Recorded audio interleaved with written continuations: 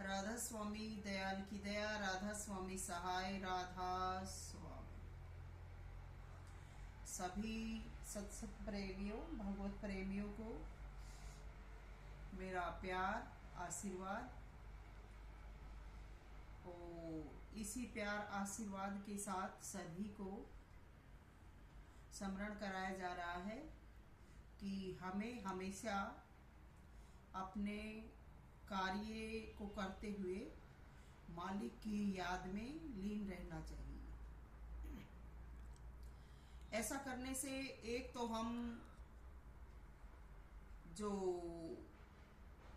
बाह्य ख्यालात कहे गए हैं, यानी जो बिना वजह के ही हम कभी किसी ख्याल में पड़ते हैं, कभी किसी ख्याल में पड़ते हैं, तो इन ख्यालों से, बुरे ख्यालों से हमें मुक्ति मिलेगी। दूसरा, हमारा जो समय है वो अच्छे लेखे में लिखा जाएगा।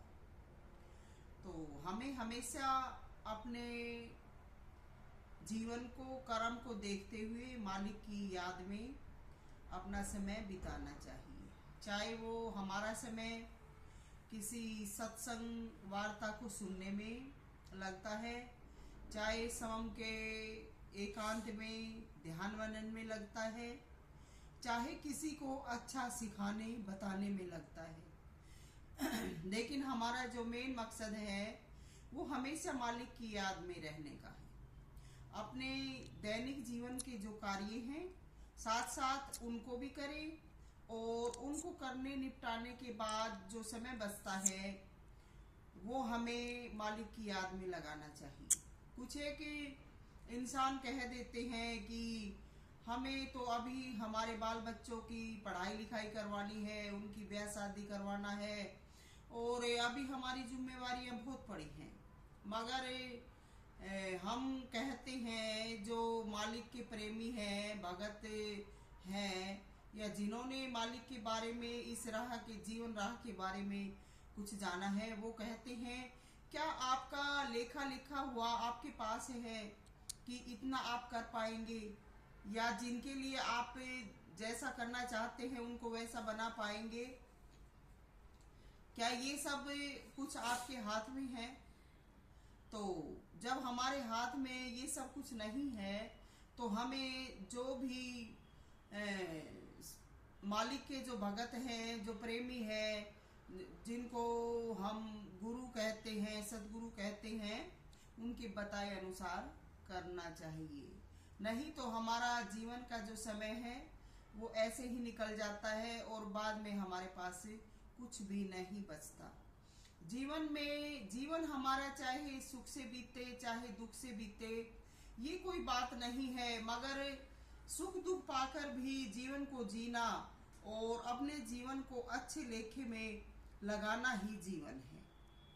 बहुत से आजकल के जो भगत बने हैं या शिक्षाविद बने हैं, वो क्या करते हैं कि रोज मेले लगाना, टोलियां बनाकर रहना, या इसी प्रकार के जीवन को वो भक्ति का युग, भक्ति का जीवन और मालिक की रजा कहते हैं। मगर ऐसा करना ही भक्ति नहीं है।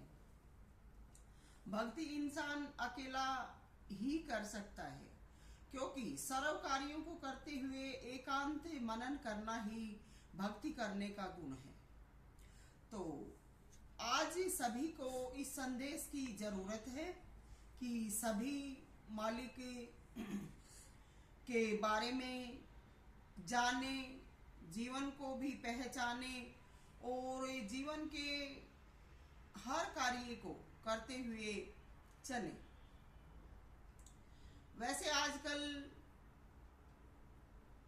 लोग बाग भक्ति का दिखावा ज्यादा करते हैं, खूब करते हैं, मगर वो भगत नहीं है। क्योंकि किसी को भी दबाकर, किसी को से चाल चल के, किसी से चालाकी से अपना कार्य निकलवाना भक्ति में शामिल नहीं है। जो भगत होते हैं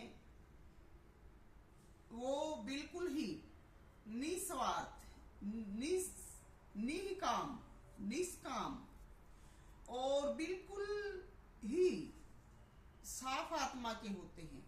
उनमें ना कोई छल होता है, न कपट होता है, न द्वेष होता है, और वो हमेशा अपनी बात को साफ साफ कहते हैं। तो आजकल तो ऐसे भक्त पैदा हो रहे हैं कि अपनी बातें मनवाने के लिए चाहे उनको जीवन जी जान देना पड़ता है, लेकिन वो अपनी बदी से पीछे नहीं हटते हैं। उनका जीवन चाहे आखिर में कैसा भी हो जाता है, लेकिन बदी करना उनके जीवन का मकसद रहता है। तो ये इस प्रकार की जो वृत्ति वाले हैं वो भगत नहीं है। मुझ सविता राधा स्वामी की बातों को सुनकर हमें खुद में ही अनुमान लगाना चाहिए कि हम अपने जीवन के कौन से पड़ाव पर है, कौन सी हम उसकी सटेज अवस्था पर है। तो भक्ति एक बहुत ही आसान तरीका भी है, लेकिन आजकल के जो निठल्ले बदमाश जो भगत बने हुए हैं, उन्होंने इस भक्ति मार्ग को गंदा कर दिया है, बदनाम कर दिया है। क्योंकि ऐसे जो होते हैं या ऐसे हैं, उनका काम लोगों में बुराई फैलाना और बुराई का ही प्रचार प्रसार करना, लोगों को बहकाकर अपना पैसा ऊंचा दिखाना, उनसे पैसा वसूलना। तो ऐसे ऐसे जो हैं वो भगत नहीं हैं। कुछ दिन के लिए ऐसा करते हैं, लेकिन उनका जो लास्ट है, उनका एंड है, वो बहुत बुरा होता है।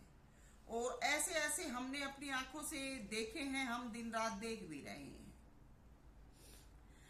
तो मैं सविता राधा स्वामी ये कहती हूँ कि मैं शब्द ही यूज करूंगी यहाँ पर, क्योंकि मैं ऐसा कर रही हूँ।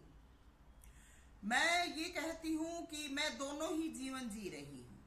मैं सन्यास का जीवन भी जी रही हूँ और गृहस्थ का जीवन भी जी रही हूँ। तो दोनों अवस्थाओं में जीने का नाम ही भक्ति है। अपनी किसी भी मर्यादा को छोड़ना। आजकल तो बहुत सारे क्या है कि गुरुओं के पीछे पीछे हो लेते हैं, और गुरु भी उनको सिखाते हैं कि हम लोक लाज नहीं करते, या हम गुरु के साथ ही रहने में हमें किसी भी प्रकार की कोई संकोच या मर्यादा नहीं करनी है, हमें गुरु के साथ खुल्लम खुल्ला प्यार करना है। मैं ये कहती हूँ, जहाँ पर मर्यादा नहीं होती, मर्यादाओं का पालन नहीं होता, वहां सत्संग नहीं रहता। जीवन जीने की आजादी दे रखी है, जिसका जहां तक का समय का लेख लिखा है उतना जीवन सब जिएंगे, लेकिन मर्यादा रहित जीवन कोई जीवन नहीं है। बचपना होता है, अज्ञान होता है, उसको बख्शा जाता है। लेकिन जब इंसान अपने जीवन में आता है, जीवन में आना बाल बच्चेदार हो जाना है, बाल बच्चेदार होकर समाज में अपने आप को स्वयं बनाकर रखने वाला इंसान भी जब गलतियां करता है, मर्यादा तोड़ता है, तो ये उसकी भक्ति नहीं होती, ये उसका अपना मन माना खेल होता है। और जो ऐसा करता है उसको भी बख्शा नहीं जाएगा। ये खुदा का संदेश है, मालिक का संदेश है, सतगुरु का संदेश है। तो हमें सभी मर्यादाओं में रहते हुए, सभी का इज्जत मान करते हुए, सभी को प्यार करते हुए अपना जीवन जीना है।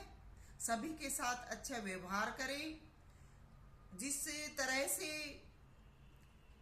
हमारे जो संसारी जीवन में जिन्होंने हमारे शरीरों की आज़ादी दिलवाई, आज़ाद भगत सिंह, नेता सुभाष चंद्र बोस ने, और लाला लाजपत राय जैसे जो हमारे देश के स्वतंत्रता सेनानी थे, जिन्होंने हमारे भारत को आज़ाद करवाया, उन्होंने ये कहा था कि तुम मुझे खून दो, मैं तुम्हें आज़ादी दूंगा। तो हम ये कहते हैं कि तुम हमें अपना अच्छा सच्चा दिल दो, हम तुम्हें मुक्ति देंगे। उन्होंने खून मांगा था, हम खून नहीं मांगते हैं, हम दिलों की सच्चाई सफाई मांगते हैं। तुम अपने आप को सच्चा बनाओ, हम तुम्हें मालिक से जीवन की हर चीज दिलवाएंगे। कोई ये कहे कि हम अपने आप मालिक को भज लेंगे, नहीं भज पाओगे। आपके ऐसा करने से पहले मालिक हमारा हो चुका है। मालिक ने हमें वचन दिया था, तो मालिक हमें छोड़कर आगे नहीं बढ़ सकते हैं। मालिक भी हमारी रजा का ध्यान रखेंगे। तो ऐसे ऐसे जो भक्त बने हैं या अपने आप को ज्यादा समझते हैं, उनके लिए ये मेरा दूसरा संदेश है कि उनको भी चेत जाना चाहिए, क्योंकि हमने भी अपनी जान की बाजी लगाकर मालिक के लिए रखा था। इसलिए मालिक हमारे हैं और मालिक हमारी रजा को ध्यान में रखते हुए कार्य करेंगे। लेकिन हम सबका फर्ज बनता है कि हमें अपने जीवन में हर प्रकार की आजादी पाकर स्वयं को आजाद नहीं करना है। स्वयं को आजाद करेंगे तो हम दुनिया में बहुत ही ऊंचे बन जाएंगे, और जो ज्यादा ऊंचा बन जाता है वो खुदा के दरबार में मार खाता है, क्योंकि वो खुदा को भी नहीं मानता है। और खुदा से बढ़ के जो हो जाता है उसको कहीं भी कुछ भी नहीं मिलता है, क्योंकि खुदा ही सर्वस्व है और उन्हीं की पूजा, सेवा, वंदना हमारे जीवन का ध्येय है। हम सबको धरा पर मालिक ने इसीलिए बनाकर भेजा है कि हम अपना जीवन भी अच्छा सा बनाकर जिए और हम खुदा की सेवा में हाजिर रहे। खुदा कहे, सतगुरु कहे, ये अपने अपने बोलने का तरीका है। तो हमें हमेशा अपने मालिक की याद में, उनकी सेवा में और उनकी मर्यादा में रहना चाहिए। जो मर्यादा का उल्लंघन कर रहे हैं उनको चेत जाना चाहिए। आगे से ऐसी बदमाशी, बेशर्मी न अपनाए। ये आज का सत्संग व संदेश है। सभी को प्यार, राधा स्वामी।